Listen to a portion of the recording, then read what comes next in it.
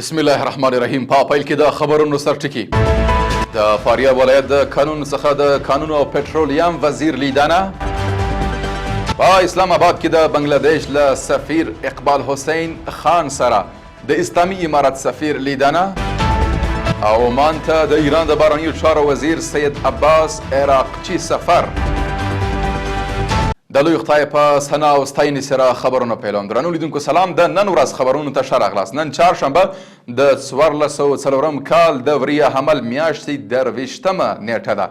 زه محمد صادق فروتن یم. دا هم بشپړ خبرونه.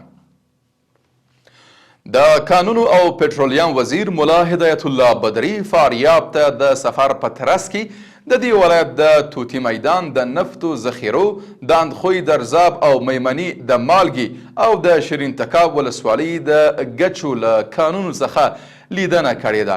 د قانون او پټرولیم وزیر د یادو قانونو د قراردادي شرکتونو له مسؤلینو څخه غوښتي چې د قانونو د استخراج په برخه کې د دې ولایت اوسیدونکو ته د کار زمینه برابر کړي. اسلام آباد کې د اسلامي امارت سفیر مولوي سردار احمد شکیب د یاد ښار کې د بنگلاديش له سفیر اقبال حسین خان سره کتلي. اسلام آباد کې د اسلامي امارت سفارت وایي چې یاده کتنه کې د دواړو هیوادونو د اړیکو، مذهبي او تاریخي مشترکاتو او د دواړو هیوادونو وګړو ته د ویزو د ورکړې په اړه خبرې شوې دي. د عامې روغتیا وزارت وایي چې اوس مهال په تورخم کې د بیرته راستنېدونکو کډوالو لپاره 9 روغتیایي مرکزونه او 1 بستریز روغتون چې ټول اړین روغتیایي خدمتونه وړاندې کوي فعال دي او شاوخوا 15 امبولانسونه هم د مریضانو د لیږدولو لپاره په مهمو سیمو کې ځای پر ځای سوي دي.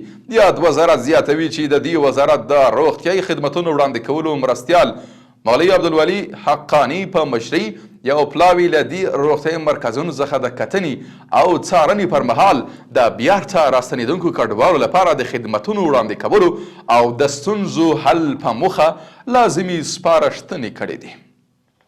په بل خبر کې د کلو د بیارغونې او پراختیا وزیر ملا محمد یونس اخونزاده 13 ورځ لغمان ته د سفر پر مهال د 244 پروژو د ګټې اخیستنې او 161 نورو د پرانیستي مراسمو کې ګډون وکړ. د مراسمو کې ښاغلي اخونزاده ویلي د 573 میلیونه افغانیو په ارزښت په دغو پروژو کې د کلیوالي سړکونو جغل اچونه او هوارکاري، د کرنیزو کانالونو جوړول او پاکول، د محافظي دیوالونو، پلونو او پلچکونو جوړول شامل دي.